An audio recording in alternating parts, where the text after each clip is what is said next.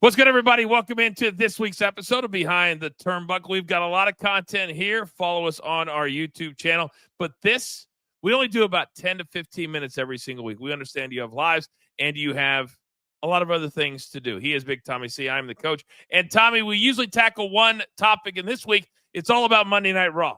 And the WWE is doing their best to let us know that January 6th, they're launching on Netflix. There's going to be a lot of people there. Rumors are Roman, Cody, John Cena. But here's another big announcement that was made this week, that when Netflix launches Monday Night Raw, it's going to change. The rating is going to be TV 14, which is somewhere in between PG and rated R. But it's going to be a big change, maybe a little edgier. I wonder if they're going to bring back what they're going to bring back. What'd you make of this announcement by Netflix and the WWE? Coach, there's no doubt about it. It's going to be edgy as hell. They're on a streaming service. They don't have to worry about anybody saying you can't do this. Nothing's going to be beeped. It is a streaming service. This is not like being on network TV or a USA cable where they have rules and regulations. There are not a lot of rules and regulations in streaming. You could do a lot. I'm sure the writers are going to love it. WWE is going to love it. Triple H is going to love it. And the fans are going to love it. They're going to be wide open. The other thing I heard is, too, you know what's crazy? Because it's a streaming service and there's not a hard out where you got something airing on USA afterwards, is that it may vary. 1 week it may be 2 hours. 1 week it may be 2.5 hours. 1 week it may be 3 hours. That's a big deal. In writing, that screws you up a little, but they have that freedom to do whatever they want now, Coach. I know they do, but I'm a little confused. And what I'm confused about is not the TV 14 rating. I actually like that. I like my pro wrestling a little bit edgier. I always have. I don't like the nastiness. I don't want to see headshots and all that, but that's not what this is.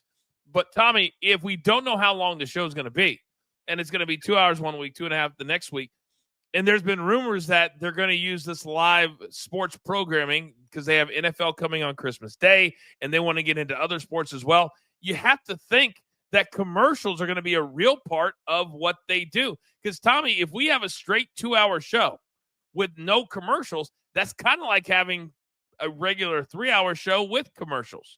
So Are we going to see commercials for the very first time on Netflix? Is that a possibility? Well, they got to get their revenue somewhere, right, Coach? I mean, they're making it off the streaming service. I'm sure if Nike wants to advertise in there and Netflix is going to say, this is what you got to pay. You got to pay that, right? And it gives them extra money. They're paying WWE $500 million a year. A year. That's incredible.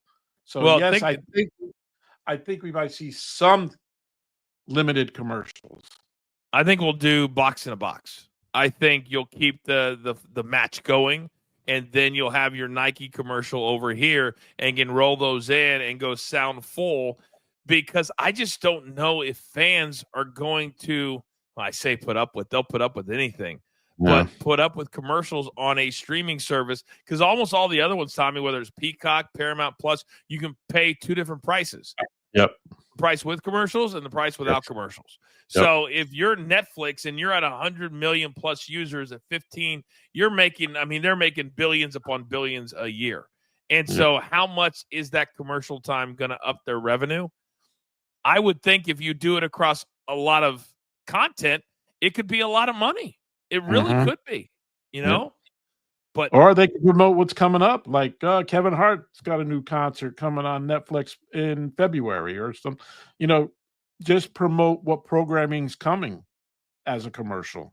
And that makes people say, oh, I'm going to watch that. Or first time watching, everybody, once you're locked, here's the deal, man. Once you're in, right? You're not going to cancel.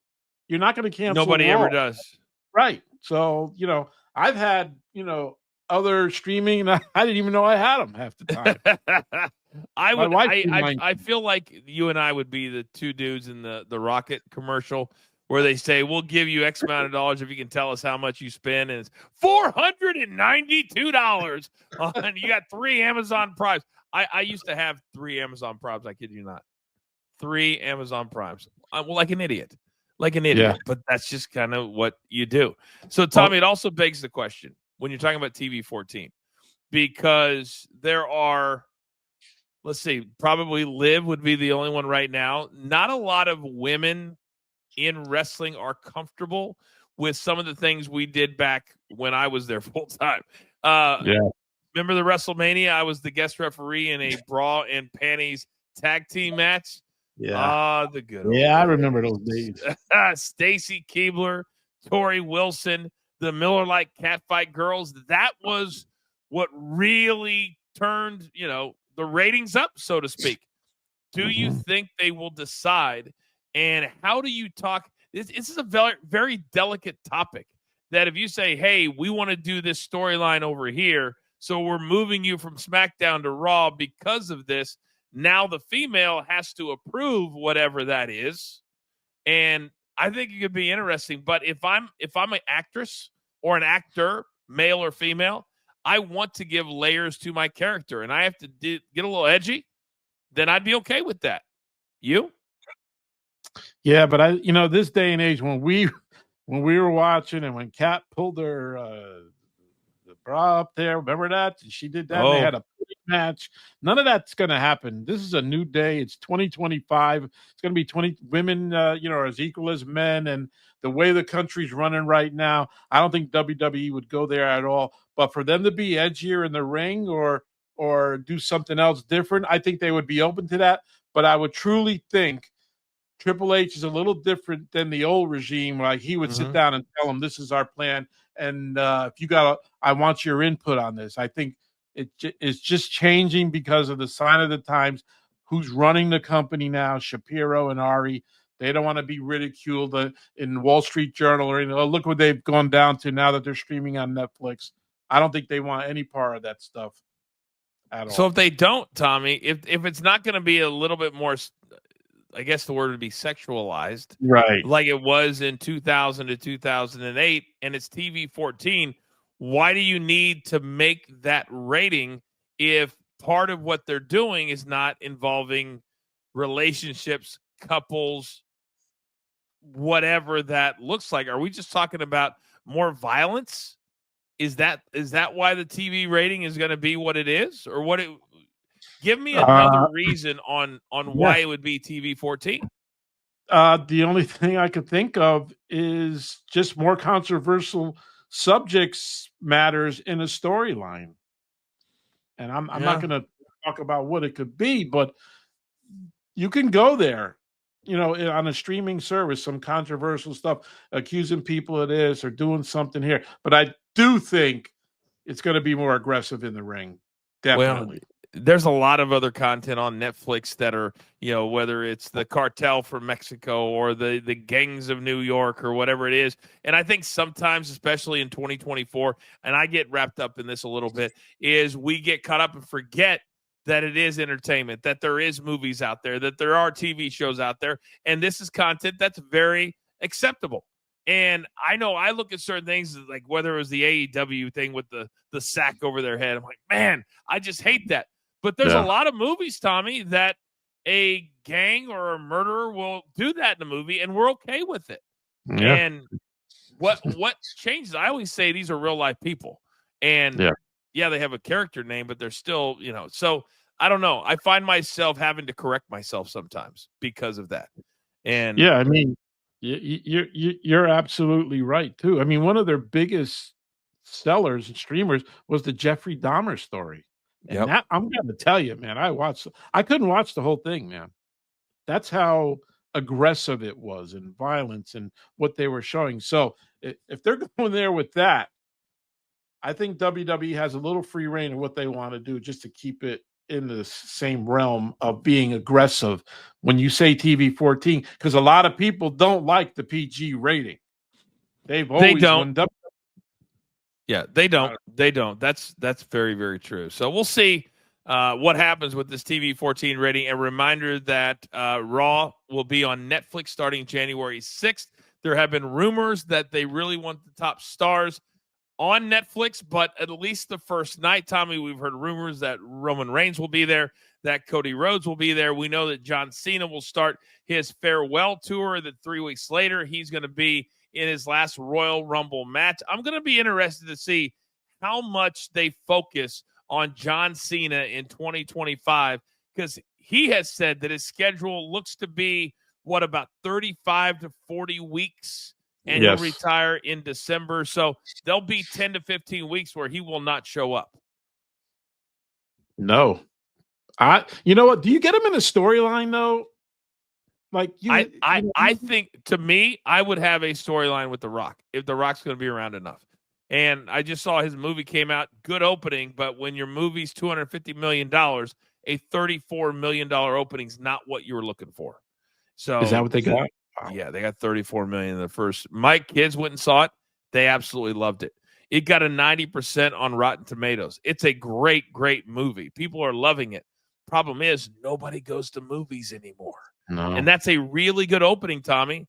But, yeah, I mean, if you're approving a $250 million budget. So my point is, I think Rock will be back more. That's what I think. Why wouldn't you have Cena and Rock standing there just like Rock and Hogan did at the end of WrestleMania 18 for the right to win the Royal Rumble match and then have that guaranteed title shot at WrestleMania? Wouldn't that be an amazing ending? You just wrote it. Of course, I would love to see that. I want to see it 3 times. They did. Do we make him earn it? Do we make him earn it? Come in number 1? Wow. I think he would love that, because some of the legendary performances have been coming in first and getting it done, or coming in super early, lasting over an hour and getting it done. What do you make of that? And then the final boss comes in 30. Oh my gosh. And can you imagine the eruption? They both fall over the top like Bulldog and Shawn did back in the day. Oh, that's the other part, is I don't think, if it comes down to those two guys, that they'll do one of those crazy finishes where guys are, because you don't want to risk what you're working towards for one of those finishes. That's right. Boy, now my mind's working. My mind's working right now. Yep. You know? And sometimes you give the fans what you want. I just saw an interview with Cody Rhodes, and he said it's not going to be what we expect at WrestleMania 41. And he goes, feed into it. Enjoy it. The swerves and all that. And I hope fans can do that, because, Tommy, this is the end of an era with John Cena officially retiring from full-time action, and who knows how much The Rock is going to be around. This is the end of an era. It really is, and I want to enjoy it every step of the way. Don't you? Absolutely. And I don't want to see TKO putting out a press release that Rock's going to be at Royal Rumble, because that'll kill the whole goddamn thing. I don't want to see that. What we were good at back in the day, Coach, and you know this, and you were a big part of it, working next to the chairman, was kayfabe on a need-to-know basis. The best thing watching a show is being surprised. And I got to tell you, Tommy, one of the great surprises in Royal Rumble history was when my music hit the first time.